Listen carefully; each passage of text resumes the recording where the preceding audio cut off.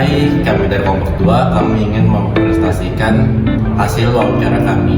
Enjoy. Oke, selamat siang suster. Selamat siang. Perkenalkan, aku JJ. Hai, Aku JJ dari SMA Paskalis. Hari ini aku datang untuk mewawancari suster bagaimana sih kehidupan penjara selama menjadi seorang suster. Mungkin sebelum kita mulai wawancaranya, aku pengen nanya, kenalan dulu nggak sih? Ya, suster, namanya siapa? Oke, saya Suster Orvi, Kongregasi Filius de Maria Seleda untuk bahasa Indonesia, Putri-Putri Bunda Maria Penolong Umat Kristiani. Itu bahasa Italia dari FMA. Atau bisa juga kadang terkenal dengan Salesian Sister. Oh, ya, suster. Dengan Don Bosco. Suster, sudah berapa lama hidup di penjara? Saya sejak 2016 tahun sampai sekarang berarti masuk 8 tahun. Masuk 8 tahun. Jadi suster. Oke, sekarang aku pengen nanya beberapa pertanyaan buat suster. Apakah yang membuat suster yakin bahwa keputusan suster untuk menyerahkan diri sepenuhnya kepada Tuhan? Tentang keyakinan ya, kalau berbicara tentang panggilan berarti kata relasinya dengan Tuhan. Biasanya Tuhan memanggil dan orang menjawab. Dan keyakinan saya untuk menjadi seorang suster memang bukan dari kecil sih ada keinginan untuk jadi suster, tapi dari kecil memang kebiasaan untuk berdoa di keluarga ada. Cuma mungkin juga dari situ berasal dari situ kebiasaan berdoa di keluarga, maka tumbuh muncul namanya panggilan, tapi tidak sadari ketika masuk SMP dan juga bersama dengan para suster dengan lingkungan sekolah, jadi belajar untuk lebih mengenal biara, tentang kehidupan biara atau juga tentang ada namanya hidup religius. Jadi muncul juga keinginan untuk mengetahui kalau tentang berkeluarga kan sudah tahu ya, kita punya keluarga jadi sudah lihat di sekitar kita, tapi ada satu kehidupan yang saya juga baru tahu sejak masuk SMP yang namanya keluarga religius dan biara. Jadi keyakinan itu berasal dari situ juga ketika ada keinginan untuk mengetahui lebih dalam lagi tentang kehidupan biara seperti apa, jadi suster seperti apa. Jadi ada keinginan dari dalam hati jadi muncul. Nah ketika bertemu dengan suster langsung muncul keinginan itu bisa makin kuat, mungkin saya bisa coba kan. Dan juga salah satu keyakinan lain yang sangat menentukan itu adalah bahwa panggilan itu adalah panggilan Tuhan, dan bagi saya itu adalah rencana Tuhan sendiri untuk setiap orang. Kan punya Tuhan sudah merencanakan kehidupannya ke depannya seperti apa, kan Tuhan sudah merencanakan. Nah tergantung orangnya nanti yang harus memilih atau yang harus melihat apakah ini benar-benar kehendak Tuhan atau tidak.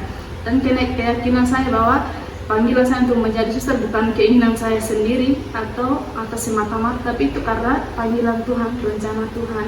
Jadi Tuhan memanggil, saya mendengarkan dan berusaha untuk mengikuti. Jadi sampai sekarang menjadi suster FMA. Oke, terima kasih suster atas jawabannya. Jadi memang ini panggilan dari Tuhan untuk suster.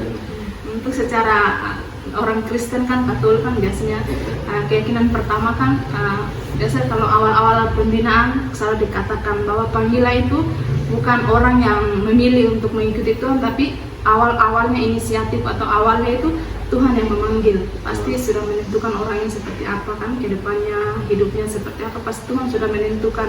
Dan panggilannya adalah suara Tuhan sendiri yang saya dengar atau setiap suster dengar atau juga keluarga dengar, dan berusaha untuk mengikuti suara itu dan mencoba dengan pengalaman-pengalaman yang ada dengan sesama suster atau juga orang-orang di sekitar, dan juga pengalaman-pengalaman rohani yang ada. Dan itu membantu saya untuk lebih mengenal suara Tuhan itu dalam diri saya untuk menjadi biarawati. Jadi terima kasih suster atas jawabannya. Oke, untuk selanjutnya, perubahan hidup apa yang sudah suster alami setelah memutuskan untuk menjadi seorang biarawati? Bebannya. Saya sejak keinginan saya itu menjadi suster muncul ketika SMP. Ketika saya itu waktu itu saya masuk asrama dan saya tinggal di asrama selama 6 tahun. SMP dan SMA itu saya di asrama. Setelah tamat juga langsung masuk. Jadi tidak ada waktu lama di luar untuk menikmati hidup di dunia apa. Jadi dari asrama langsung ke biara. Jadi hidup saya seperti segelintir di hidup berbiara gitu di dalam dalam asrama, dan kebiasaan di luar kurang ada pengalaman, tidak terlalu ada pengalaman. Dan beban, kalau bilang beban, ketika saya beban pertama itu ketika adalah keluarga saya sendiri, yaitu ayah saya almarhum ya, sudah meninggal. Dan ketika saya memutuskan untuk masuk, ayah saya tidak mengizinkan, bapak saya tidak mengizinkan untuk masuk. Dan saat itu saya memang merasa bahwa bagaimana ini salah satu pukulan atau beban, bagaimana saya bisa memenangkan hati ayah untuk bisa masuk. Nah, itu salah satu beban. Lalu tapi setelah itu dengan berdoa, dengan meminta bantuan dari para suster yang waktu itu menangani kami di asrama, dan saya mendapatkan solusi untuk berbicara, dan juga dengan berdoa. Salah satu cara itu dengan berdoa supaya memenangkan hati ayah dan memberikan izin supaya saya bisa masuk. Itu salah satu beban di awal. Nah, ketika masuk dalam hidup membiara, saya kan orang Sumba, NTT, dan harus ke Timor Leste. Awal pembinaan kami kan di Timor Leste. Nah, di situ kan banyak hal-hal baru, pokoknya semua kayaknya baru gitu. Harus belajar bahasa, tradisinya, budayanya, orang-orangnya juga, harus belajar dari banyak hal. Dan itu salah satu bukan beban juga, tapi hanya sebagai tantangan awal di saat saya menemukan suara Tuhan itu dan menjawab suara Tuhan itu, bagaimana untuk sampai pada tujuan itu, untuk menjawabnya. Dan itu salah satu beban juga. Dan beberapa hal lain juga, karena dalam bermisi kita harus menemui orang-orang yang kadang-kadang kurang kita sukai atau tidak sependapat dengan kita, dan harus berusaha untuk salah satunya mengalah atau bisa menjawab juga. Nah, itu salah satu beban yang kadang-kadang harus belajar, lebih banyak belajar supaya memberikan diri sebenarnya dan memberikan diri yang seutuhnya itu yang seperti apa. Dan karena saling menerima di komunitas mungkin atau di awal-awal pembinaan dengan sesama teman, nah saling mengoreksi dan juga saling membantu dalam banyak hal. Tapi ya salah satu beban saya itu tidak terlalu, bukan berat-berat juga, tapi yang ringan-ringan lah sebagai seorang suster yang baru masuk juga, baru mencoba hidup membiara. Dan pasti ada, dan juga dalam hidup berkomunitas, karena pasti selalu ada tidak kecocokan lah, nanti tidak sependapat lah, pasti ada beban-beban gitu dalam hidup. Terima kasih suster. Terus selama suster hidup membiara, perubahan apa sih yang suster rasain dalam hidup suster? Ya, perubahan ketika sebelum masuk, saya kan ya, sudah di asrama sih, jadi kebiasaan sudah banyak seperti hal-hal baik yang saya terima. Dan perubahan lain ketika saya kan punya karakter sendiri, contohnya saya itu orang yang suka jawab atau suka pemalu juga, mungkin tidak berani untuk berdiri di depan. Nah, ketika masuk membiara menjadi seorang suster, mau tidak mau harus berdiri di depan, apalagi menegasikan kan pendidikan. Jadi kalau di sini kan belum ada sekolah, tapi kalau di tempatan kan punya sekolah sendiri, dan harus berdiri di depan kelas yang anak-anaknya 50, 60 orang, 40, 50 orang, dan harus berdiri di depan anak-anak untuk berbicara. Nah, itu salah satu perubahan yang saya alami. Saya sebenarnya orangnya pemalu, kalau berdiri di depan suka grogi atau pokoknya tidak pede lah. Nah, salah satu yang saya alami perubahan dalam diri saya adalah mencoba untuk tidak malu ya, tidak grogi di depan, dan tapi menilai dengan persiapan sebelumnya. Pasti itu selalu ada, sebelum berbicara pasti ada persiapan. Dan itu saya menyadari bahwa salah satu perubahan dalam hidup saya adalah dari malu menjadi jadi pede lagi gitu. Dan juga dalam hidup dalam hidup doa juga, hidup rohani. Kalau di asrama dulu kan sebelum masuk kan pasti ya misalnya hari-hari Minggu ya, lalu mendengarkan hal-hal yang rohani juga kurang, kecuali kalau ada kegiatan begitu. Nah, ketika menjadi suster mau tidak mau bangun pagi, harus doa, harus kerja dan segala macam. Dan itu adalah salah satu perubahan juga untuk semakin berusaha memberikan diri yang lebih baik lagi dengan pengorbanan dalam diri sendiri. Misalnya kalau pagi harus bangun 4.30, nah seharusnya malas bangun, tapi harus berusaha untuk bangun. Itu salah satu perubahan juga yang terjadi. Terima suster. Oke, selanjutnya kamu ingin tahu apa saja sih tugas-tugas menjadi seorang biarawati atau suster? Oke.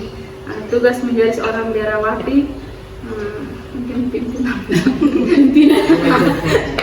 Bahasa bisa mengerti ya, bahasa Inggris kalau saya bicara. Ini suster pimpinan. Ya, tugas kita sebagai biarawat pertama-tama itu kita tahu bahwa ini adalah panggilan khusus, ya, panggilan dari Tuhan Yesus Kristus, dan kita mau mengikuti Tuhan Yesus Kristus. Melalui yang pertama-tama kita harus ada relasi hubungan baik dengan Tuhan melalui doa-doa kita.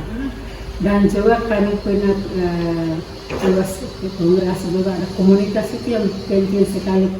Kalau kita doa dengan baik, komunitas bersama hidup di dia komunitas itu baik. Nah itu karena apa? Karena kita ada suatu misi khusus untuk menjalankan sesuai dengan kehendak Tuhan. Bukan kita yang mau mana saya pilih harus ini, tapi contohnya kami sekarang tinggal di sini sebagai satu komunitas, kami berdoa bersama, hidup bersama sebagai saudara.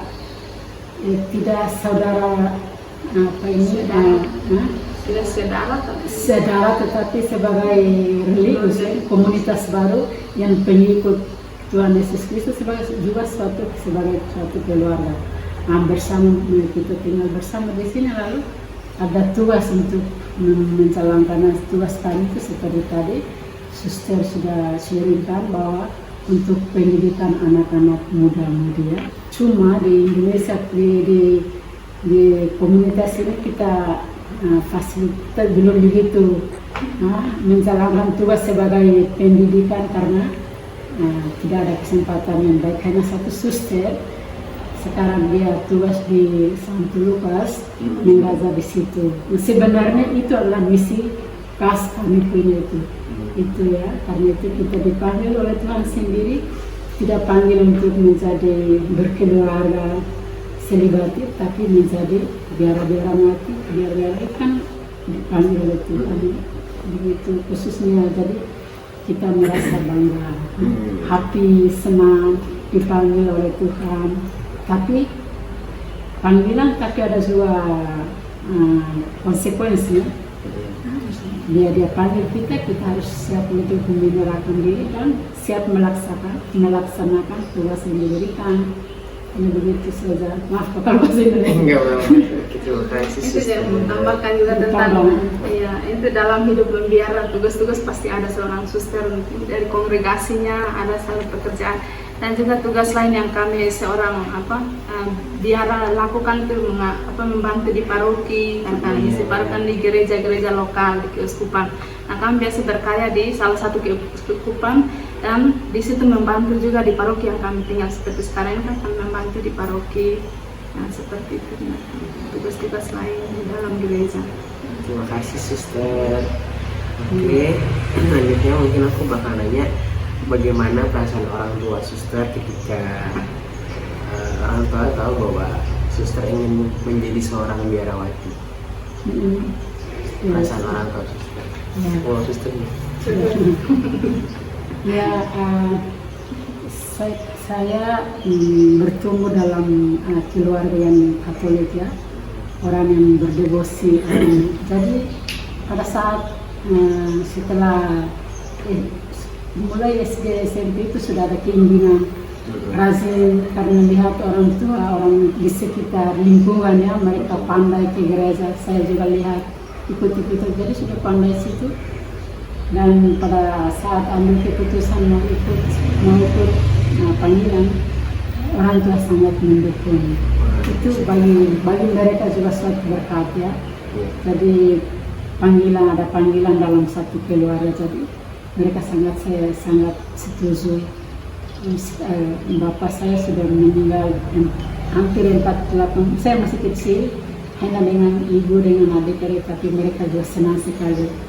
Mama sekarang masih hidup dengan umur 89, tapi setiap hari dia selalu mendoakan supaya saya maunya, dia maunya, mama maunya saya, karena kesetiaan itu tergantung, masih jalan itu, perjalanan itu panjang. maunya saya meninggal itu sebagai seorang religius lah. Itu yang keinginan, jadi sangat setuju keluarga. Berarti keluarga sangat mendukung suster. Iya. Terima kasih suster. Kalau boleh tahu, bagaimana perasaan suster ketika suster terjun ke dunia biarawati sekarang? Rasanya bagaimana? Oke, ya. Kalau perasaan saya sih, ini kan sebuah pilihan sendiri kan. Betul. Biasanya apa yang kita pilih kita berusaha untuk menjalani. Nah, itu kan bukan dorongan dari orang lain, tapi itu memang dari kesadaran sendiri bahwa Tuhan memanggil dan saya mengikuti, mendengarkan. Dan perasaan saya ketika terjun dalam dunia religius sangat bahagia, sangat menikmati kehidupan sebagai religius, dan juga enjoy lah dengan apa yang ada, yang saya jalani sebagai sebuah pilihan, dan juga hal-hal lain yang sangat membantu saya untuk semakin bahagia bahwa saya senang karena Tuhan memanggil.